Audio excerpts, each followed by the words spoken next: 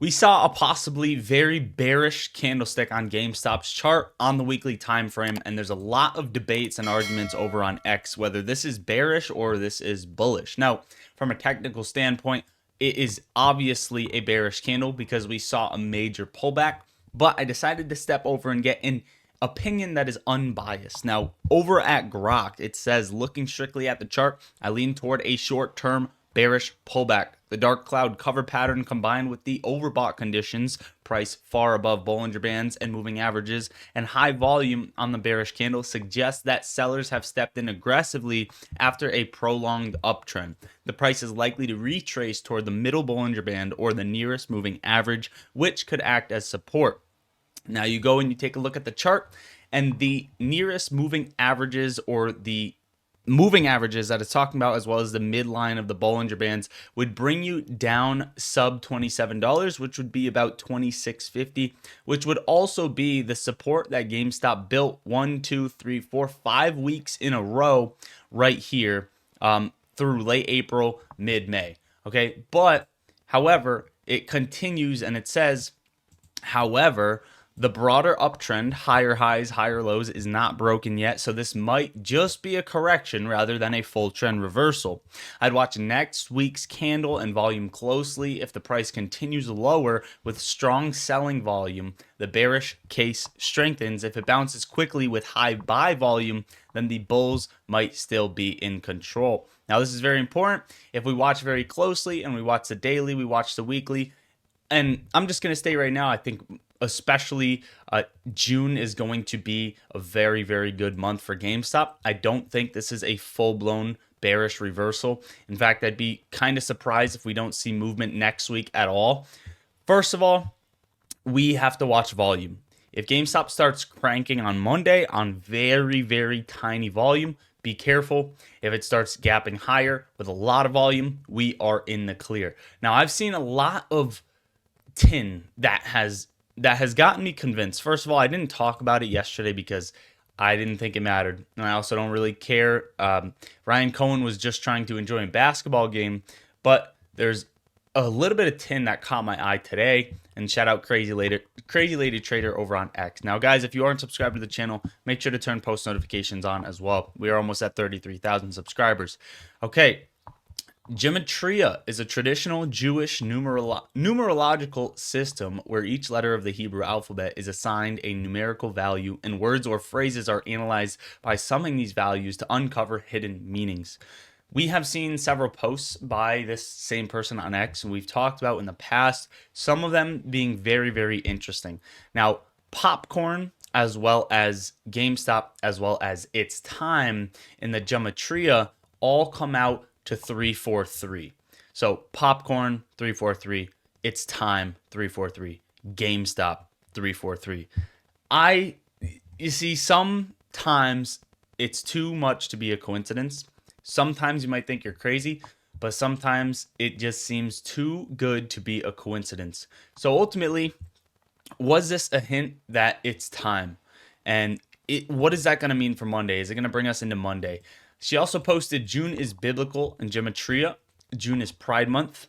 Ryan Cohen loves the gays, which he did post about. We saw that. And then June 2nd, an easy 55. June 3rd, special to me. June 8th is Roaring Kitty's birthday and release trading places. June 9th, an easy 6-9. And also June 9th, the peaks that we usually see on GameStop. June 9th, June 8th, June 6th, right around the time frame we see GameStop peak in the cycles. And then June 10th, GameStop earnings and more, including June 9th, birthday, Michael J. Fox, aka Marty. Just some things that Roaring Kitty has hinted at and posted his memes around. So we have a lot to go off here solely based off of tin. Now, disregarding tin, you come and you look at the charts. We have had a massive buildup with a massive pullback, which just shows volatility. And as of right now, this could just be wave one of our uptrend. As of right now, we broke a floor. We came back and we retraced to build a possible base at it right around 2850. And coming into the week, coming into June, we also have several key events, right, that we're watching. Earnings, and then quarterly ETF rebalancing being the main huge two. Now, I also talked about Bitcoin, and we have been on the money with Bitcoin for basically the entirety of May. So, Lottery Sucks, what comes next? Well, we expected to retrace this weekend, and I said we could retrace as low as 102. I've been calling for that, and I've called for that all the way up here. When we missed the target of hitting 113, we actually brushed lower under 113. We got to 112, and then I said, hey, this is what's going to happen here. So we came down, and we actually tested a liquidity zone. Bitcoin got bought up right around 103,122, which is very, very close to coming to where I expected us to go. Now, we could have hit a possible bottom here, given that I could be off by a little bit of change, right? Nothing has to be exact. Here's what we're watching to see over the weekend and possibly by Friday next week, the latest. We are watching a possible retest of that low right around 103. And if we break that low, you could get that wick into the retracement zone number 1, which is at 102 to just sub 102. 102 to 99, worst case scenario. Now, if we don't get that retest and we continue to climb, that is okay. Cycles don't have to play out exact, but they're likely to rhyme very similarly. We're likely to see a big W pattern on Bitcoin. And coming into the week of GameStop earnings, which is Tuesday, June 10th, I expect Bitcoin to be back above 107 and continuing to climb to make actually a better scenario than we would have seen, which as of right now, a medium cycle. And what I mean by that is we're no longer going to top between 113 and 117. We're probably going to top between 122 and 136, which is a wider range. I get that. And then if we get up there and things change again, will we go into a super cycle? Possibly. We got to talk about that afterwards.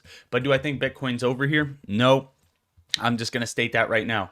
And then on top of that, we need to talk about altcoins because altcoins also found their base. Bonk broke structure here, came all the way down and built a base right here in crucial support. You can see this on the charts, okay, every single time it's come down here. Now, given shortly after, a couple months after, 2-3 months most, we had a massive altcoin season once you hit this level. And sometimes immediately right after, right, which you saw back here, April 2024, and then you saw a new peak. But ultimately, this zone is very important for altcoins.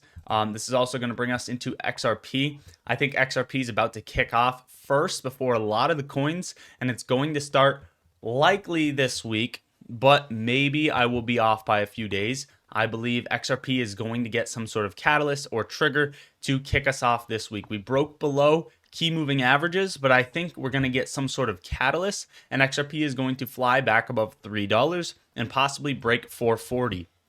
Again, all in my opinion, just a prediction. I'm just a guy on YouTube. I don't give financial advice. I'm not a financial advisor, all that other stuff. Jumping into the S&P 500, it's trading at 589.39, but over the weekend, we had a couple of interesting things come out. Donald Trump said it's a great honor to raise the tariffs on steel and aluminum from 25% to 50% effective Wednesday, June 4th. Our steel and aluminum industries are coming back like never before. This will be yet another big jolt of great news for our wonderful steel and aluminum workers. Make America great again. So we have more tariffs being imposed June 4th, aligning with some of the dates that we talked about in yesterday's video. If you haven't seen it, make sure to go watch that.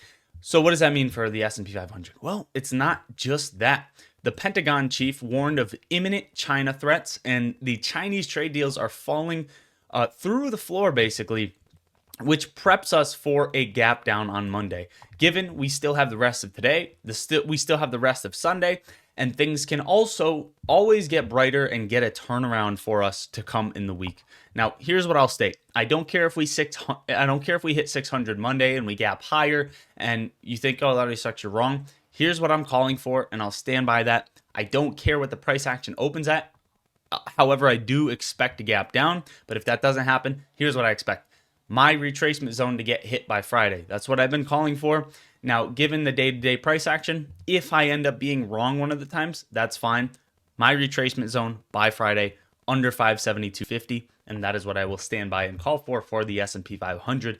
Now, Japanese stocks just saw a weekly outflow of almost $12 billion, which is the largest in history, and we have to watch these bond yields over in Japan very closely because we are still hugging that all-time high, and once this thing goes up, it could be the end here. On top of that, just a little bit of tin extra to throw on the video was Roaring Kitty simply saying that Bitcoin is going to make GameStop rocket. It's just a little bit of simple tin. Now, guys, if you aren't subscribed to the channel or haven't liked the video, make sure to like the video if you found value out of the video or enjoyed watching. Again, I research, edit, upload, record these for you guys, not in that order. But yeah, all for free. All I ask, hit the like button, engage the algorithm, and drop a comment down below. And get us to 33,000 subscribers because the 120 or something people who aren't subscribing keep coming back to the videos, and we are right on the verge of 33,000. Thank you guys so much for the support that you show in the comments down below. And you guys have actually been overwhelming the bots. When I go in to clear all the bots, your guys' comments are showing up just swarming over the bots, which is amazing to see. We need to keep seeing that. Yeah, and if you're not in the Discord, it's the top link in the description. Come join, see my trades. Let's talk stocks and crypto together. You guys can ask me questions, request videos, and overall, the best family is in there, all trying to become financially free together, talking crypto, talking stocks, and yeah, it's best place to be. And then if you want the other links in the description, you can get 50% off a futures trading account from a prop firm that I know the team well, so go get it. And you can get up to 3 accounts using code LOTTO at checkout for 50% off. And then you can get 60 free stocks for signing up for Moomoo, opening an account, and making a deposit. Let me know what you guys think about everything in the comments down below. I just thought about it because someone's going to complain that I didn't cover AMC. Guys, you know my stance on AMC. AMC has traded exactly to the pattern that we have had on the charts, and I expect a gap up on Monday. Put simply, I expect open overnight trading on AMC, and hopefully GameStop. Just AMC is going to be high. It's probably going to be above 420. I'm not saying that to be a troll, but genuinely, it's probably going to be up maybe 20%. Again, it doesn't have to happen, and even still, I'll hold. I don't want to get your hopes up, but based on the algorithms, based on the cycles, nothing has diverged from the old previous cycle. So we are timed for a gap up on Monday, up at least 20%. Again, nothing I say is financial advice. I'm not a financial advisor. Put very simply, I'm hyped. I'm excited for Monday. And yeah, we are finally going to enter the trading month of June. That is it, guys. I love you all. Enjoy the rest of your weekend. Get in the Discord. God bless. Lottery Stocks out.